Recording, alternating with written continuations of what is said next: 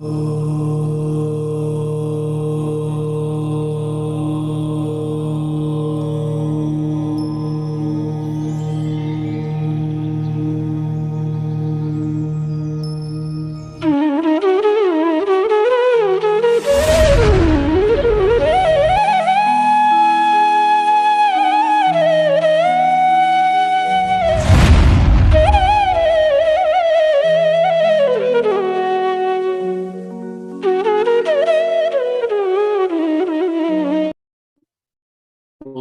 नमः सिद्धेभ्यः।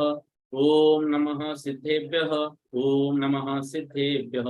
मोक्षमार्गस्य नेतारं भेत्तारं कर्म भूभृतां ज्ञातारं विश्वतत्त्वानां वंदे तद्गुणलब्धये वंदे तद्गुणलब्धये। बोलो देवादिदेव 1008 श्री रामनाथ भगवान की जय। आचार्य पूज्यपाद स्वामी महामुनिराज की जय। आचार्य उमा स्वामी महामुनिराज की जय। संत शिरोमणि आचार्य गुरुवर विद्यासागर जी महामुनिराज की जय। निर्यापक श्रमण मुनि पुंगव श्री सुधा सागर जी महामुनिराज की जय। समस्त मुनि संग की जय। दूसरे अध्याय का वर्णन चल रहा है और दूसरे अध्याय में हम लोग विग्रह गति के विषय में चर्चा कर रहे थे। उसमें कल बात आई थी कि जो मुक्त जीव है उनकी गति अविग्रह अर्थात विग्रह रहित होती है और संसारी जो जीव होते हैं उनकी गति विग्रह सहित होती है और विग्रह रहित भी।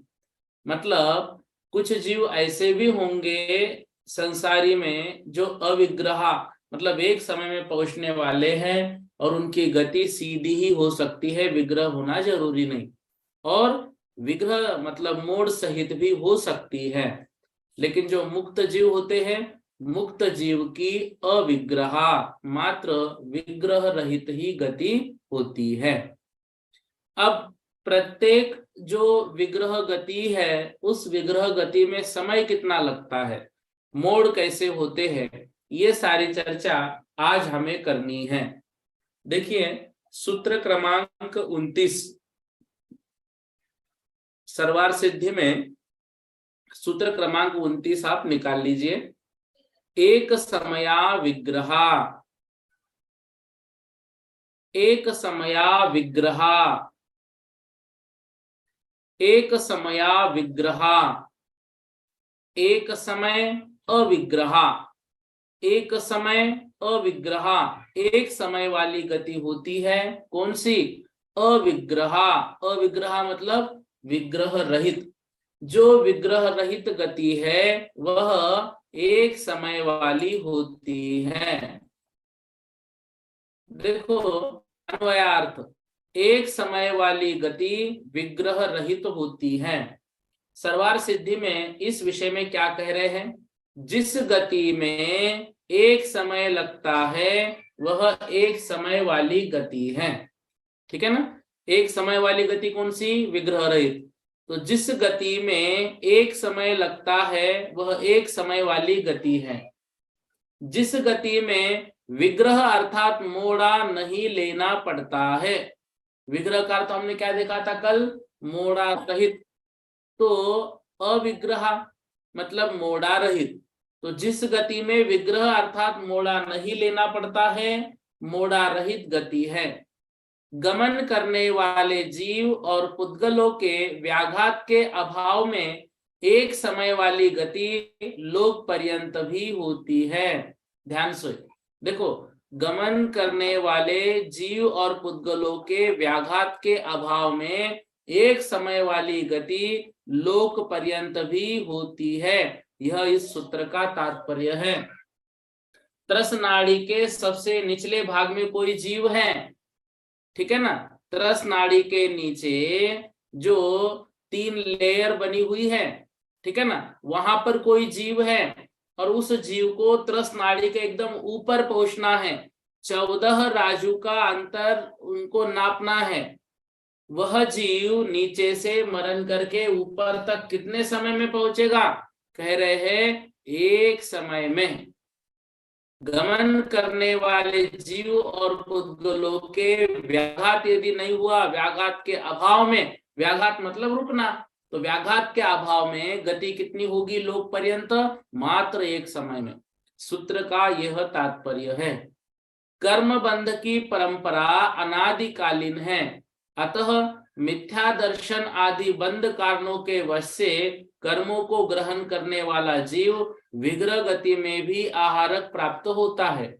अतः नियम करने के लिए आगे का सूत्र कहते हैं।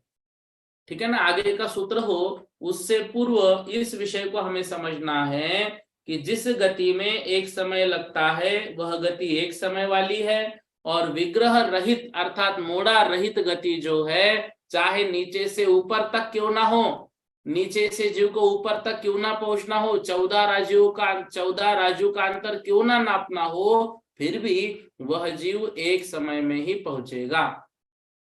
इस विषय में सरवार सिद्धि में क्या राजवार्तिक में क्या लिखा है देखिएगा। बिना मोड़े की रुजुगति एक समय वाली ही होती है। लोक के अग्रभाग तक जीव पुद्गलों की गति एक ही समय में हो जाती है। आत्मा को सर्वगत अतएव निष्क्रिय मानकर गति का निषेध करना उचित नहीं है। मतलब अन्य मतावलंबी आत्मा को कैसा मानते हैं? सर्वगत, पूर्ण ब्रह्मांड भर के एक ही आत्मा है और उसका अंश हम वहां पर प्राप्त करते हैं। तो आत्मा को सर्वगत मानकर, निष्क्रिय मानकर गति का निषेध करना उचित नहीं, क्योंकि जैसे बाह्य अभ्यंतर कारणों से पत्थर सक्रिय होता है, उसी तरह आत्मा भी कर्म संबंध से शरीर परिमाण वाला होकर शरीरकृत क्रियाओं के अनुसार स्वयं सक्रिय होता है। शरीर के अभाव में दीपशिखा की तरह वह स्वाभाविक क्रिया में परिपूर्ण रहता है। यदि आत्मा को सर्व अतएव क्रिया शून्य माना जाता है तो संसार और बंध आदि नहीं हो सकेंगे। मोक्ष तो क्रिया से ही संभव है। फिर मोक्ष कैसे मानेंगे? सर्वगत आत्मा है, सब जगह आत्मा है, आत्मा एक जगह से दूसरी जगह नहीं जाएगी। हमने जो जन्म लिया है वो मात्र हम उस आत्मा का अंश है और यहाँ से मरकर हम उस आत्मा में मिल जाएंगे, ऐसा हो नहीं सकता। प्रत्येक आत्मा स्वतंत्र है, प्रत्येक आत्मा अपने कर्मों को करती है, अपने कर्मों तो आत्मा अपने कर्मों को नष्ट करके मोक्ष पद को प्राप्त करेगी और वह मोक्ष पद क्रिया से ही संभव है। ठीक है ना, यह इस सूत्र का तात्पर्य है। क्या कह रहे हैं? कर्म बंध की परंपरा अनादिकालीन है, अतः मिथ्या दर्शन आदि बंध कारणों के वश से कर्मों को ग्रहण करने वाला जीव विग्रह गति में भी आहारक प्राप्त होता है। अतः उसका नियम क्या है? उस नियम को करने के लिए आगे का सूत्र कहते हैं। देखो सूत्र क्रमांक 30, एकम दो त्रिन्वा नाहारक, एकम द्वौ त्रिन्वा नाहारक,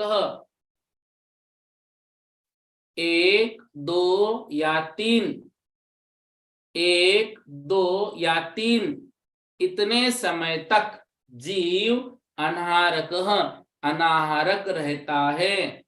देखो आहारक होना मतलब पर्याप्तियों को ग्रहण करना, प्रारंभ करना, उसको कहते हैं आहारक। और अनाहारक मतलब पर्याप्तियों को ग्रहण करना, प्रारंभ नहीं करना, वह जीव अनाहारक कहलाता है।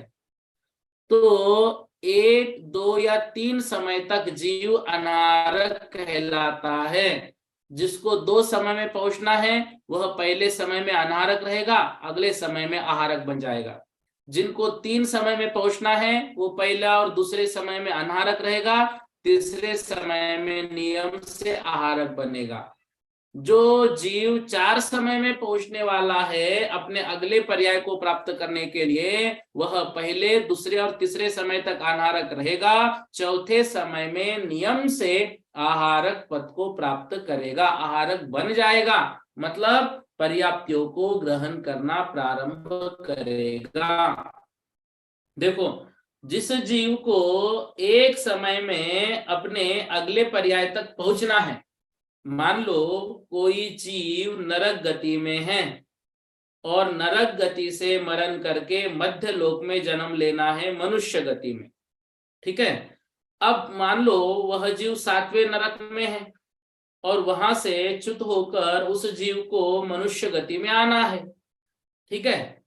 मनुष्य गति में या समझो क्रूर तिर्यंच बनना है, क्रूर तिर्यंच पद को प्राप्त करना है मध्य लोक में। 7वें नरक से वह जीव निकला और मध्य लोक तक पहुंच रहा है, कितने समय में? सीधी गति है एक समय में। तो उस एक समय में कितने काम करने हैं? देखो, पहला काम अंतर नापना है, दूसरा काम उस स्थान पर पहुंचना है, तीसरा काम वहां की पर्याप्तियों को ग्रहण करना प्रारंभ करना है। ये सारे काम वह जीव एक समय में ही करता है, उसी एक समय में, ठीक है। देखो, इस विषय में थोड़ी विशेष चर्चा सर्वार्थ सिद्धि में क्या लिखा है उस पर चर्चा करते हैं। सूत्र क्रमांक 30 की व्याख्या। अन्वयार्थ, 1, 2 या 3 समय तक जीव अनारक रहता है। सर्वार्थ सिद्धि में इस विषय में क्या लिखा है? समय का अधिकार होने से यहां उसका संबंध होता है। वा पद का अर्थ विकल्प है और विकल्प जहां तक अभिप्रेत है वहां तक लिया जाता है। जीव एक समय तक, 2 समय तक या 3 समय तक अनारक होता है, यह इस सूत्र का अभिप्राय है। 3 शरीर और 6 पर्याप्तियों के योग्य पुद्गलों के ग्रहण करने को आहार कहते हैं। जिन जीवों के इस प्रकार का आहार नहीं होता वे अनारक कहलाते हैं, किंतु कार्बन शरीर के सद्भाव में कर्म ग्रहण करने में अंतर नहीं पड़ता। जब यह जीव उपपाद क्षेत्र के प्रति रुजु गति में रहता है तब आहारक होता है, बाकी के 3 समयों में अनारक होता है। उपपाद क्षेत्र मतलब जहां जन्म लेना है उसके प्रति अब जो रुजु मतलब सरल गति हो रही है, उस समय जीव आहारक होता है, बाकी के 3 समयों में अनारक होता है। मतलब शरीर और 6 पर्याप्तियों के योग्य पुद्गलों को ग्रहण वह नहीं करता है। कब कब? एक समय में, 2 समय में, 3 समय तक, ठीक है ना। उसके बाद नियम से वह जीव आहारक ही कहलाएगा। इस प्रकार अन्य गति को गमन करने वाले जीव नूतन दूसरे पर्याय की उत्पत्ति भेदों को दिखलाने के लिए आगे का सूत्र कहते हैं। तत्पूर्व राजवार्तिक में इस विषय में क्या लिखा है उसको थोड़ा समझ लेते हैं। पूर्व सूत्र से समय शब्द की अनुवृत्ति कर लेनी चाहिए। यद्यपि पूर्व सूत्र में शब्द अंतर्गत होने से गौण है, फिर भी सामर्थ्य से उसका संबंध हो जाता है, ठीक है ना। समय यहां पर लिया नहीं है, लेकिन वो समय एक समया विग्रह वहां से ले लिया है। वह शब्द विकल्पार्थक है, विकल्प का अर्थ यथेच्छ संबंध करना चाहिए। अत्यंत संयोग विवक्षित होने के कारण सप्तमी न होकर यहाँ द्वितीया विभक्ति की गई है।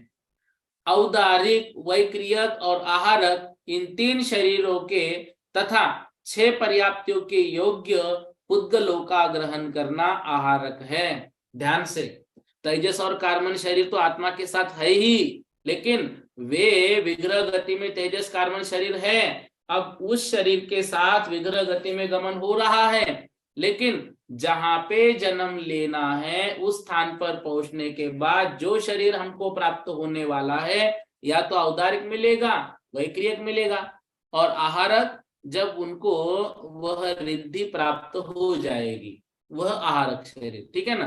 तो औदारिक, वैक्रियक और आहारक, देखो ये आहारक शरीर और आहारक यहाँ पर जो बात चल रही है वो दोनों बात अलग अलग है, ठीक है ना। थोड़ा समझना, इस विषय में चर्चा करेंगे। तो औदारिक, वैक्रियक और आहारक इन 3 शरीरों के तथा 6 पर्याप्तियों के योग्य 6 पर्याप्तियां कौन कौन सी? देखो, आहार, शरीर, इंद्रिय, श्वासोश्वास, भाषा और मन, 6 पर्याप्तियां। आहार, शरीर, इंद्रिय, श्वासोश्वास, भाषा और मन, ये 6 पर्याप्तियां, जो शरीर को वहां पर प्राप्त करना है वह शरीर, इन 3 शरीरों तथा 6 पर्याप्तियों के योग्य पुद्गलों का ग्रहण करना आहार कहलाता है।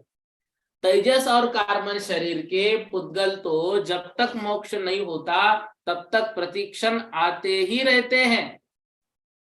समझ रहे हैं? तेजस और कार्बन शरीर के पुद्गल, कल एक भैया ने पूछा था विग्रह गति में कार्बन शरीर है तब कर्मों का ग्रहण हो रहा है क्या? देखो, तेजस और कार्बन शरीर जब तक है तब तक पुद्गल वहां पर प्रतिक्षण आते रहते हैं, उनकी बात चल रही है। वो रिद्धि प्राप्त ऋषियों के ही आहारक शरीर होता है। अभी आहारक शरीर है और ऊपर जो अनाहारक आहारक बात चल रही है वो अलग बात है, दोनों को समझो। ये आहारक शरीर है। रिद्धि प्राप्त मुनि जो 6वें 7वें गुणस्थान में है, तो 7वें गुणस्थान में जब उनका आहारक पुतला निकलता है उसकी बात है वो आहारक।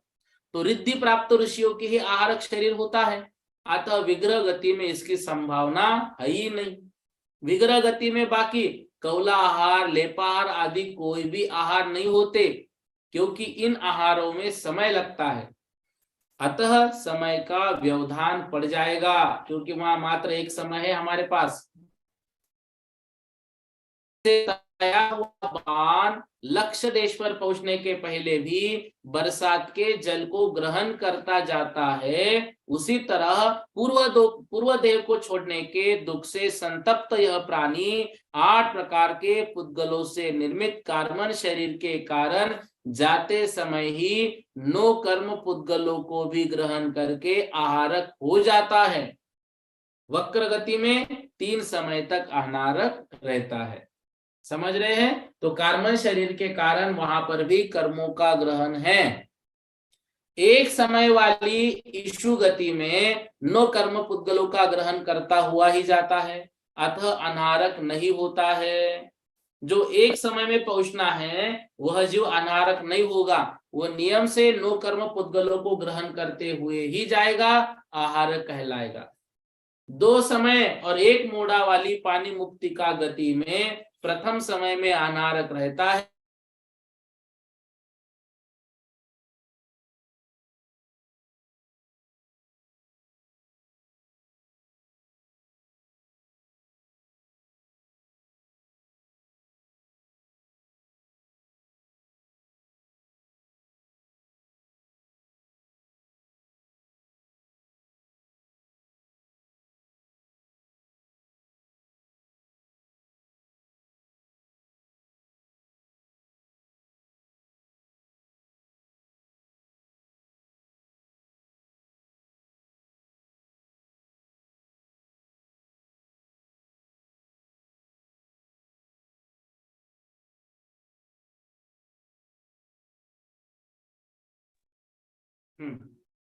सॉरी व्यवधान आया था। देखो, जिस समय जीव को अगला शरीर धारण करना है उसके पहले समय में वह आहारक बन ही जाएगा।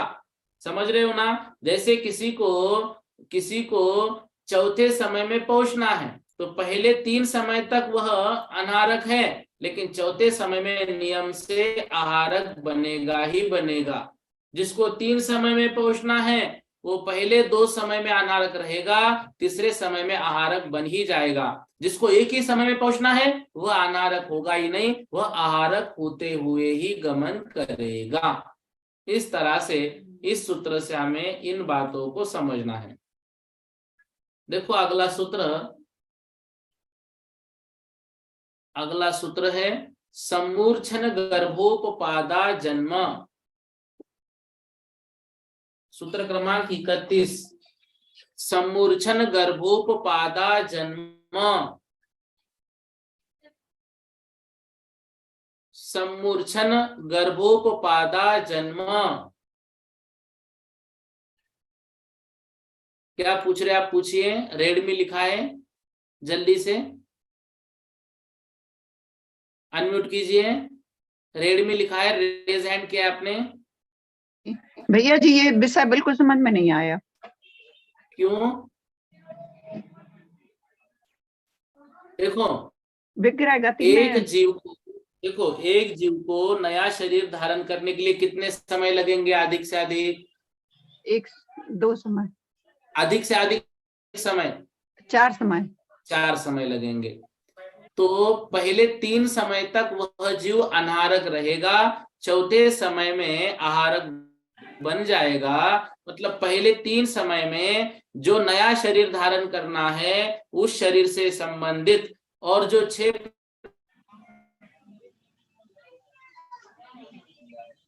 जो भी वर्गनाएं उनको ग्रहण करना प्रारंभ नहीं करेगा, चौथे समय में उनको ग्रहण करना प्रारंभ करेगा, जी जी, तो वह आहार बन जाएगा। समझ में आया? ठीक है भैया जी, आगे। हाँ, देखो सूत्र क्रमांक 31, सम्मूर्छन गर्भोपपाता जन्म। सम्मूर्छन, गर्भ और उपपात, ये 3 जन्म के भेद होते हैं। कौन कौन से? सम्मूर्छन जन्म, गर्भ जन्म और उपपात जन्म, ये 3 प्रकार के जन्म के भेद होते हैं।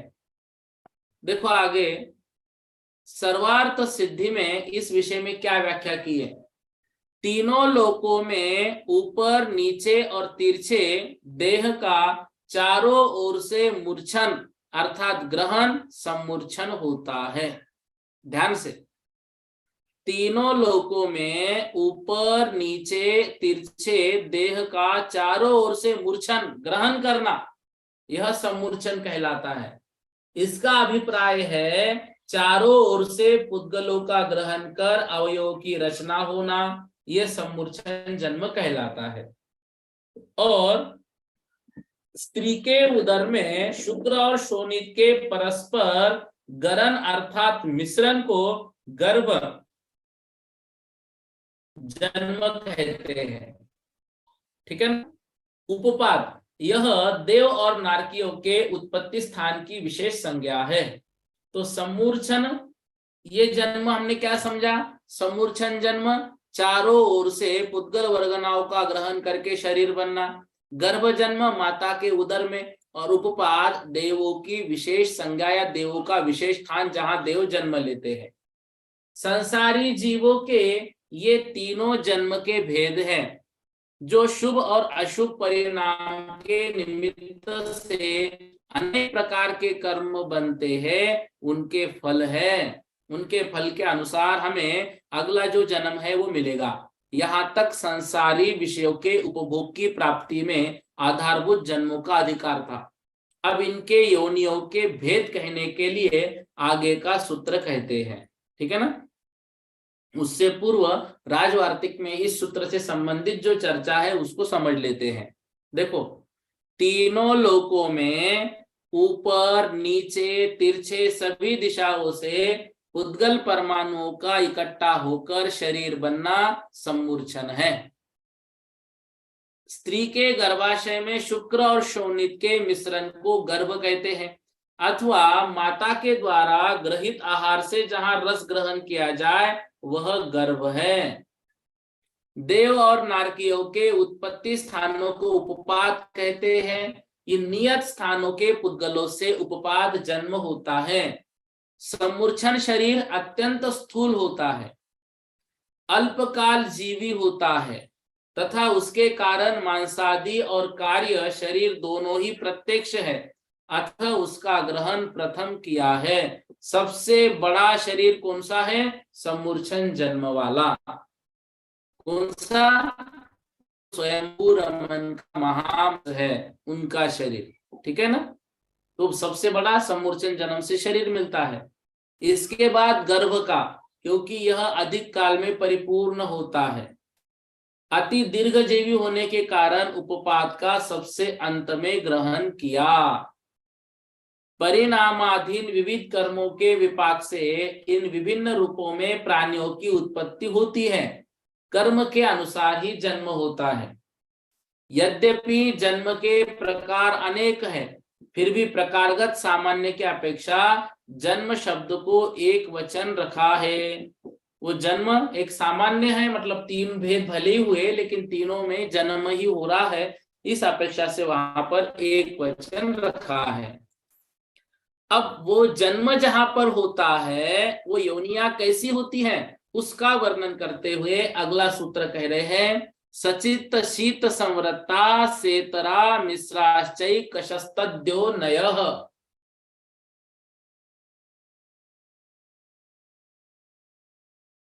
सचित शीत संवृत्ता सेतरा मिश्राश्चै कशस्तद्यो नयः।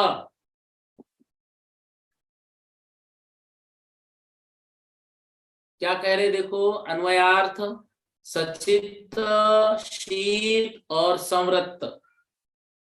सचित शीत संवृत्त तीन शब्द शुरुआत में लिए, फिर शब्द लिया सेतरा। सेतरा मतलब इनके विपरीत, इनके उल्टे, इनके प्रतिपक्ष भूत। सचित का उल्टा अचित्त, शीत का उल्टा अशीत, और संवृत्त शीत का मतलब उष्ण और संवृत्त का विवृत्त। तो सचित्त का अचित्त, शीत का उष्ण, संवृत्त का विवृत्त। मिश्रा और मिश्र, मिश्र भी करेंगे तो सचित्त और दूसरे में लिया था अचित्त तो सचित्ताचित्त, शीत दूसरे में लिया था उष्ण तो शीतोष्ण, संवृत्त सेतरा में लिया था विवृत्त तो संवृत्त विवृत्त। इस प्रकार ये उसकी अर्थात जन्म की योनियां हैं। हम सचित्त शीत संवृत्त अचित्त उष्ण विवृत्त, सचित्त अचित्त शीतोष्ण और संवृत्त विवृत्त, इस प्रकार योनियों में जन्म लेते हैं।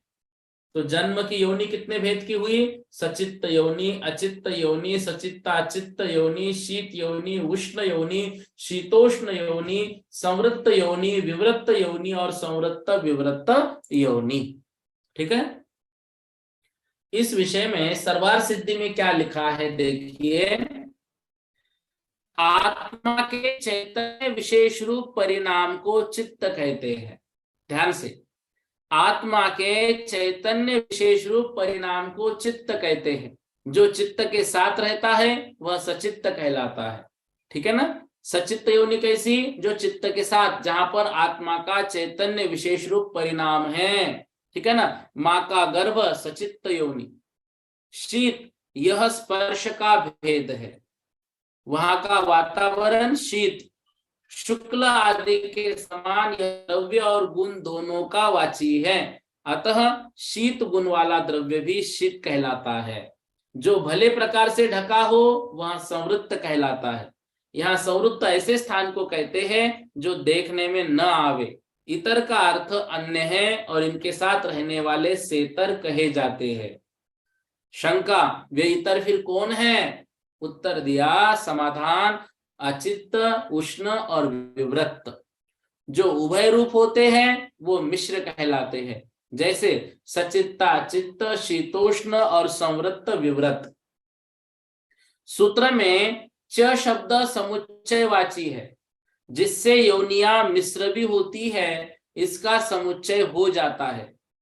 यदि च पद का यह अर्थ न लिया जाए तो मिश्र पद पूर्वोक्त पदों को ही विशेषण हो जाता है। एकशः यह पद विप्सावाची है।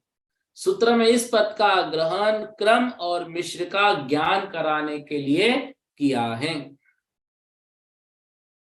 जिससे यह ज्ञान हो कि सचित्त अचित्त शीत उष्ण संवृत्त विवृत्त इस क्रम से योनिया ली है। यह ज्ञान ना हो कि सचित्त शीत इत्यादि मतलब है।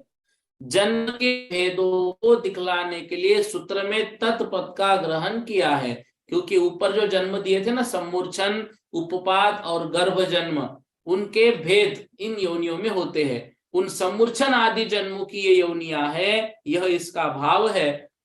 ये सब मिलाकर 9 योनियां जानना चाहिए।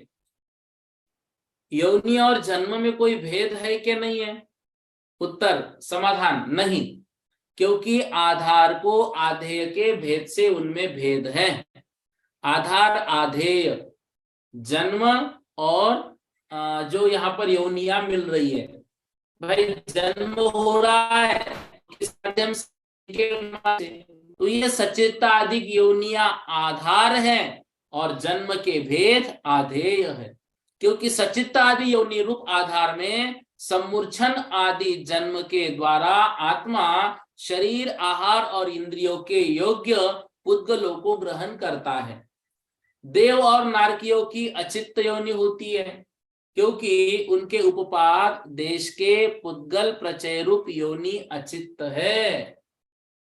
गर्भ जो कि मिश्र योनि होती है, क्योंकि उनकी माता के उदर में शुक्र और शोणित अचित्त होते हैं, जिनका सचित्त माता की आत्मा से मिश्रण है, इसलिए वह मिश्र योनि है। सम्मूर्छनों की 3 प्रकार की योनियां होती है। किन्हीं की सचित्त योनि होती है, अन्य की अचित्त योनि होती है और किन्हीं की मिश्र योनि होती है। साधारण शरीर वाले जीवों की सचित्त योनि होती है, क्योंकि ये एक दूसरे के आश्रय से रहते हैं।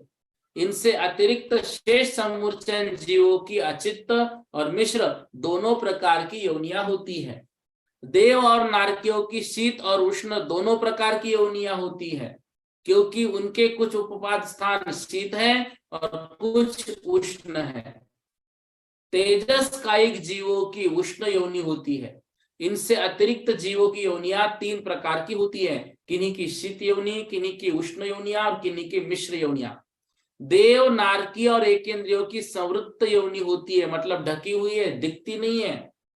विकल इंद्रियों की विवृत्त योनि होती है तथा गर्भ जो की मिश्र योनियां होती है।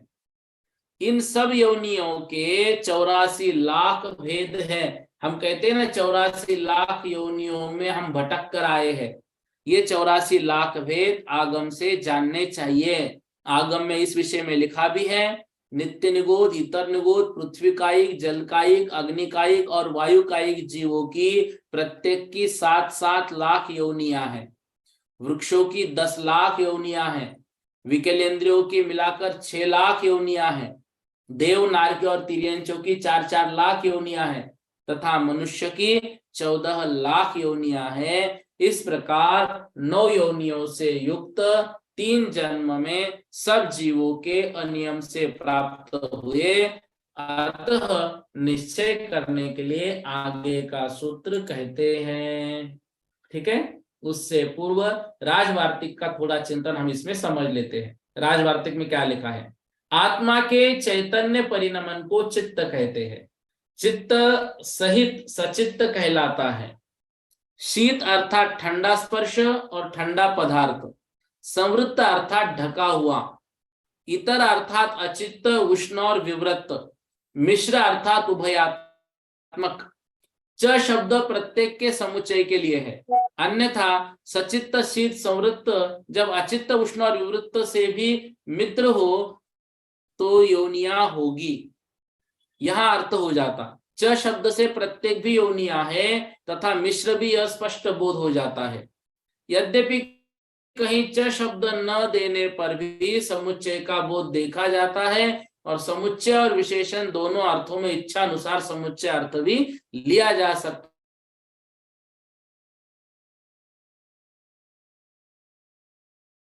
है।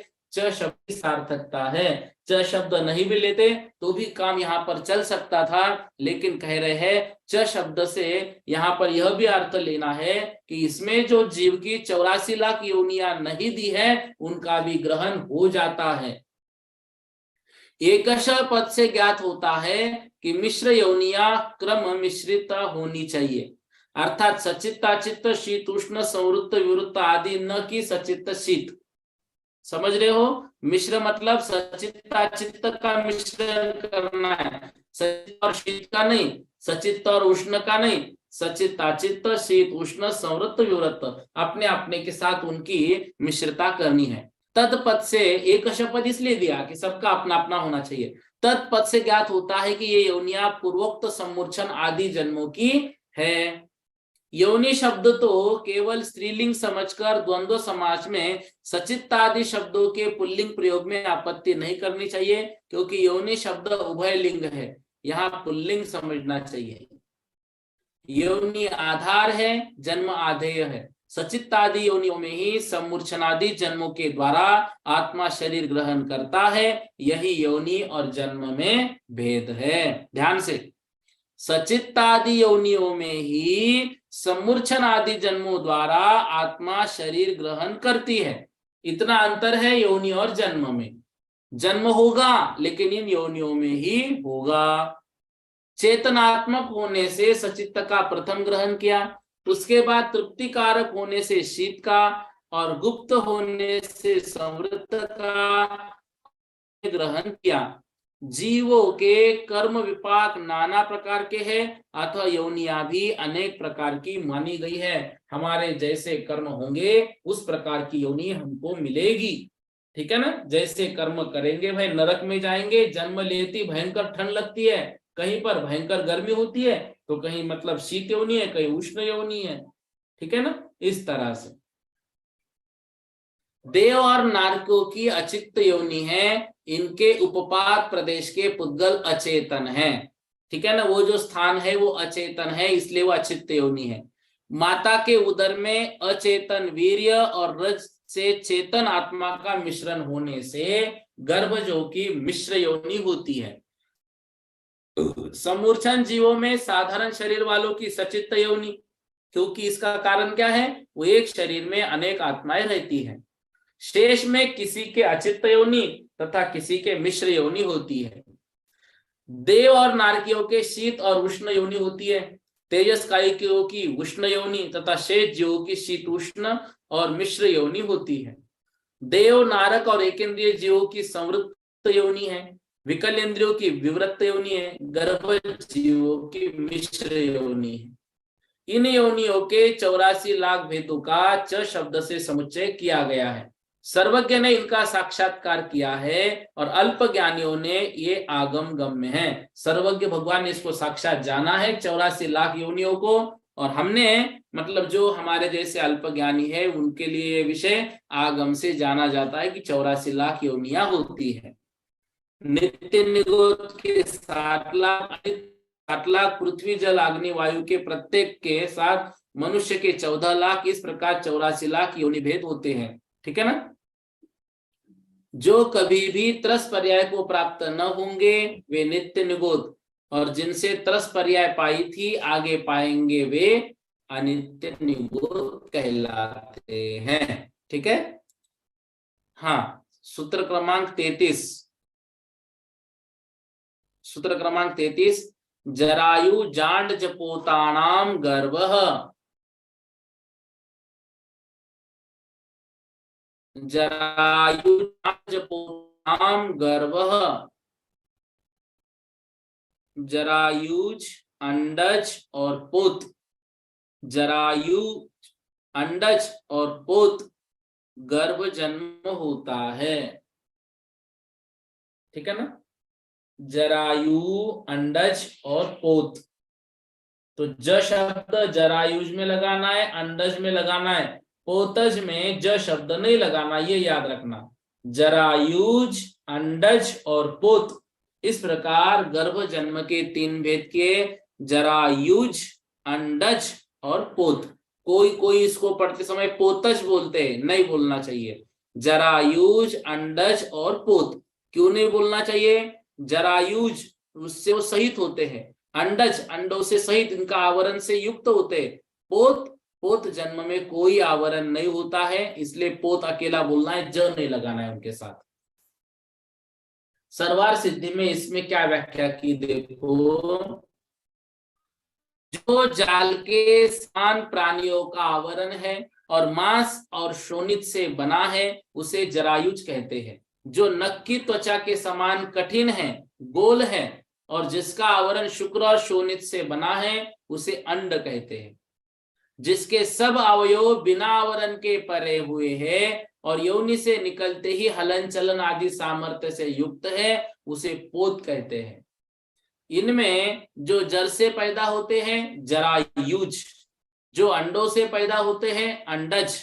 सूत्र में जरायुज और अंडज और पोत इनका द्वंद्व समास है, ये सब गर्भ की योनियां हैं। यदि इन जरायुज अंडज और पोत जीवों का गर्भ जन्म निर्णित होता है तो यह बतलाइए उपपात जन्म किन जीवों के होता है। इस बात का ज्ञान कराने के लिए आगे का सूत्र कहते हैं। तो उससे पूर्व ये बात समझ में आई, जरायुज जो जड़ से सहित है, जड़ में जन्म लेते हैं या जड़ से पैदा होते हैं। अंडज जो अंडों से पैदा होते हैं, और पोत जो पैदा होते ही बिना आवरण के है, बिना अंडे के है, चलने फिरने लगते हैं।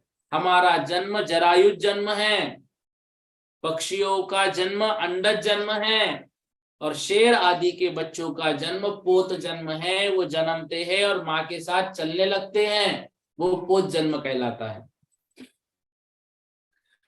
राजवाक्य में इस विषय में क्या दिया है देखते हैं। गर्भाशय में प्राणी के ऊपर जो मांस और रक्त का जाल होता है वह जरायु है। शुक्र और शोणित से परिवेष्टित नख के ऊपरी भाग की तरह कठिन और श्वेत गोलाकार अंडा होता है। इनमें उत्पन्न जीव क्रमशः जरायुज और अंडज है, जो योनि से निकलते ही चलने फिरने की शक्ति रखते हैं। गर्भाशय में जिनके ऊपर कोई आवरण नहीं होता वह पोत है। कोई पोतजाहा ऐसा पाठ रखते हैं, पर यह ठीक नहीं।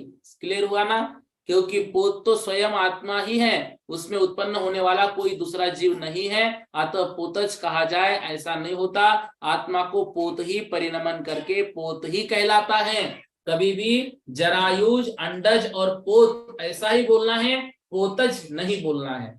राजवार्तिक में भी यह विषय क्लियर किया है। हमारे आदरणीय पंडित स्वर्गीय श्री रतनलाल जी बेनारस साहब भी जब पढ़ाते थे हमेशा बोलते थे जरायुज बोलो, पोतज नहीं, सिर्फ पोत। चूंकि जरायुजो में भाषा अध्ययन आदि असाधारण क्रियाएं देखी जाती है। चक्रवर्ती, अब ये जरायुज को पहले क्यों लिया, इसका अर्थ कारण बता रहे हैं। चूंकि जरायुजो में भाषा अध्ययन आदि असाधारण क्रिया देखी जाती है। चक्रवर्ती, वासुदेव आदि महाप्रभावशाली जरायुजी होते हैं, तथा मोक्ष की प्राप्ति जरायुजों को ही होती है। अतः पूज्य होने के कारण उसका सर्वप्रथम ग्रहण किया। अंडजों में भी तोता, मैना आदि अक्षरोच्चारण आदि में कुशल हो सकते हैं, अतः पोत से पहले उनका ग्रहण किया। यद्यपि सूत्र में समुच्चय का नाम प्रथम क्या है, अतः यहाँ भी उसी का वर्णन होना चाहिए था। फिर भी शेषानाम सम्मूर्छनम इस सूत्र की लघुता के लिए उसका यहाँ प्रथम ग्रहण नहीं किया, क्योंकि यदि सम्मूर्छन का प्रथम कथन करते तो एक द्वि चतुरिंद्रियाणाम पंचेंद्रियाणाम तिरछाम मनुष्याणाम केशंचित सम्मूर्छनम, इतना बड़ा सूत्र कहना पड़ता। एक इंद्रिय, द्विइंद्रिय, तीन इंद्रिय, पंचेंद्रिय, पंचेंद्रियों में भी कुछ तिर्यंच, कुछ मनुष्यों का सम्मूर्छन, इतना बड़ा लिखना पड़ता। लेकिन आगे का सूत्र उन्होंने कितना लिखा, शेषानाम सम्मूर्छनम। क्यों?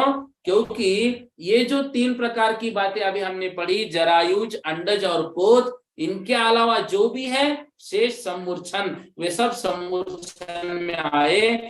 तो सूत्र कम बनाना पड़े, कम शब्द लगाना पड़े, इसलिए सम्मूर्छन जन्म का प्रसंग पहले होते हुए भी उसका सूत्र बाद में लिया, और जो पहले जन्म है गर्भ जन्म का वर्णन पहले किया। ठीक है? जरायुज आदि के गर्भ जन्म सिद्ध ही था।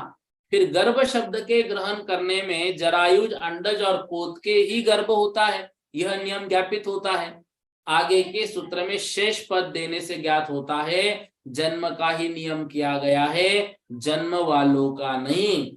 यदि इन सूत्रों में जन्म वालों का नियम होता तो आगे शेष ग्रहण करना निरर्थक ही हो जाता। तो अगले सूत्र में क्या कह रहे हैं देखो, देवनारकाणाम उपपादः,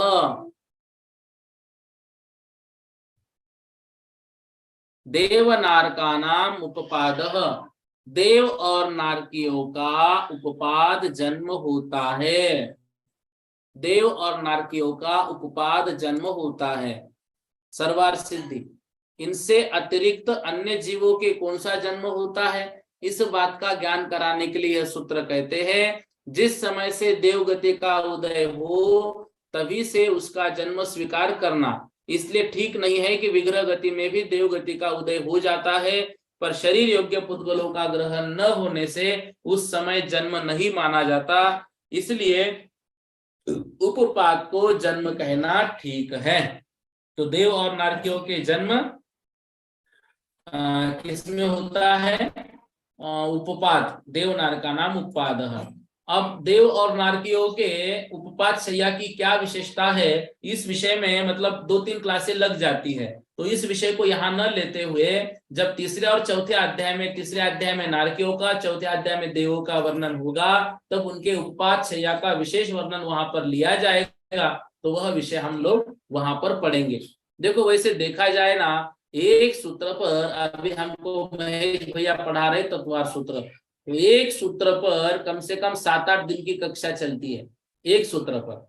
लेकिन हमें इतना विषय नहीं लेना है, अभी सर्वार सिद्धि को समझना है, सर्वार सिद्धि का सिलेबस भी कंप्लीट करना है, इसलिए सर्वार सिद्धि की महत्वपूर्ण जो बातें हैं उन्हीं को लेते हुए हम बढ़ रहे हैं। नहीं तो एक एक सूत्र का बहुत बड़ा बड़ा वर्णन हो सकता है, नहीं, होता ही है। ठीक है, तो इस तरह से एक सूत्र और कर लेते हैं। समूर्छन जन्म के स्वामी शेषाणाम समूर्छनम, मतलब ये प्रकरण यहाँ पर समाप्त हो जाता है। शेषाणाम समूर्छनम, शेष सब जीवों के समूर्छन जन्म होता है। शेष कौन बचे? इस सूत्र शेष पद से जो जीव लिए गए हैं, जो गर्भ से पैदा हो, भाई जिनका गर्भ जन्म नहीं हो रहा है, उपपाद जन्म नहीं हो रहा है, वे सारे जीव समूर्छन जन्म के हैं, इनके समूर्छन जन्म होता है। ये इन तीनों ही सूत्र नियम करते हैं, और यह नियम दोनों ओर से जानना चाहिए। यथा गर्भ जन्म जरायुज अंडज और पोत जीवों का ही होता है। ध्यान से, गर्भ जन्म जरायुज अंडज और पोत जीवों का ही होता है। जरायुज अंडज ही होता है, ठीक है ना, दोनों से नियम चलेगा। उपपाद जन्म देव और नारकियों के ही होता है, और देव और नारकियों के उपपाद जन्म ही होता है, ऐसे दोनों ओर से नियम। समूर्छन जन्म शेष जीवों के ही होता है, और शेष जीवों के समूर्छन जन्म ही होता है। जो 3 जन्मों से पैदा होते हैं और जिनके अपने अवान्तर भेदों से युक्त 9 योनियां हैं, उन संसारी जीवों के शुभ अशुभ नाम कर्म के उदय से निष्पन्न हुए बंद फल के अनुभव करने में आधारभूत शरीर कितने हैं, जन्म लेने के बाद शरीर कौन सा मिलेगा, इस बात को बतलाने के लिए आगे का सूत्र कहते हैं। उस सूत्र को हम कल पढ़ेंगे। थोड़ी सी राजवार्तिक की व्याख्या यहाँ पर पढ़कर आज की कक्षा समाप्त करेंगे। देव और नारकियों के ही उत्पाद और शेष के समूर्छन होता है।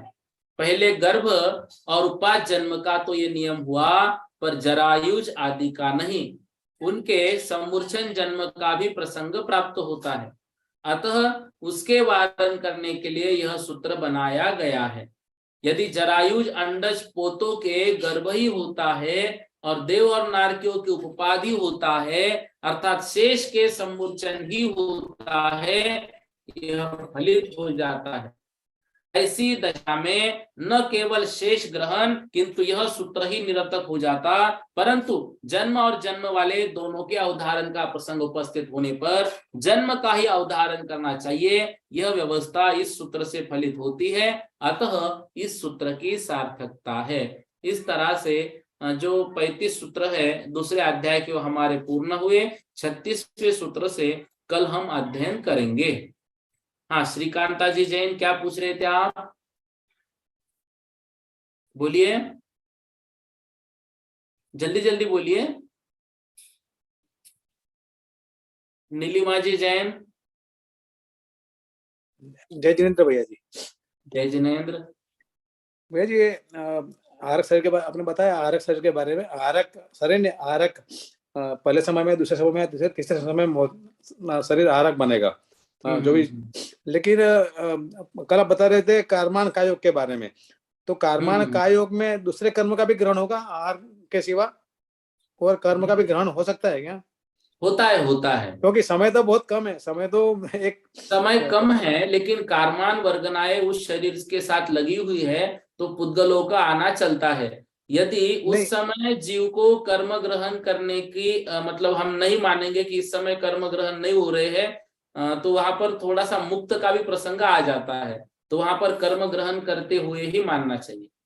लेकिन पंडित जी, उनके तो कोई मतलब मन वचन काय की कोई क्रिया नहीं हो रही है, समय ही उतना कम है। देखो, मन वचन काय की क्रिया नहीं हो रही है, लेकिन कार्मन शरीर और तेजस शरीर लगे हुए हैं, तो कार्मन शरीर के कारण पुद्गलों का ग्रहण होता है। यह अभी इस सूत्र में भी 2-3 बार आया ना व्याख्या में। हाँ, इसलिए ये हमको मानना ही है। उस विषय में कार्बन शरीर के सूत्र में और डिटेल आपको क्लियर हो जाएगा वो। हाँ, लेकिन जो ग्रहण पदों का ग्रहण होगा वो पहले पुराने कर्मों के लिए होगा, नया कर्म तो बनेगा नहीं, नया कर्म बंधन तो नहीं होगा ना अभी।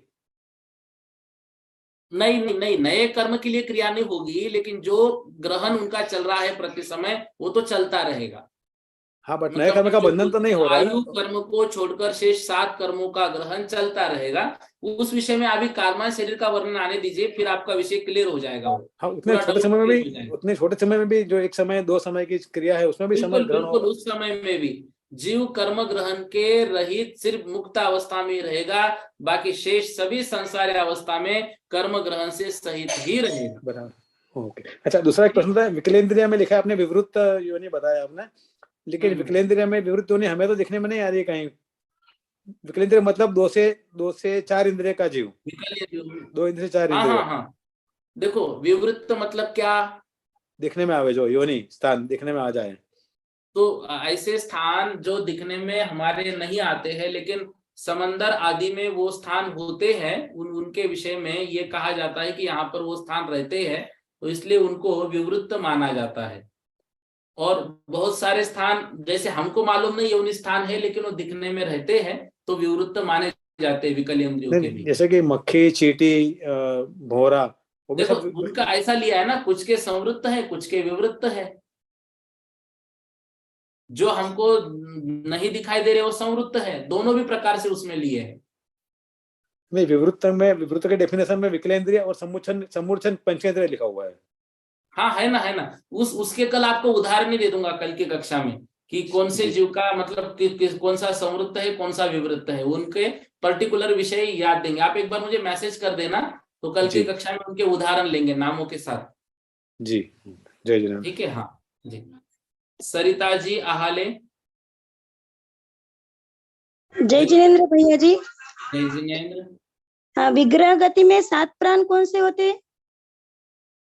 विग्रह गति में 7 प्राण कौन से होते हैं? जो शरीर जीव ग्रहण करने के लिए जा रहा है उस शरीर के अनुसार वो प्राण लगाए जाते हैं, मतलब वो कौन से गति में जा रहा है। एक तो काय योग होगा नियम से, कार्बन का योग, ठीक है ना। एक आयु होगी, क्योंकि आयु को जब तक आयु शुरू है उसकी अगली आयु शुरू हो जाएगी, ठीक है। और जितने इंद्रियों में वो जन्म लेने के लिए जा रहा है उतनी इंद्रियों का वहां पर प्रसंग आएगा भाव इंद्रियों के माध्यम से। धन्यवाद। इंद्रिया तो नहीं होंगी लेकिन भाव से वो इंद्रिया वहां पर गिनी जाएगी, ठीक है। सर 7 ही बोल सकते हैं क्या फिर हम? क्या बोलेंगे?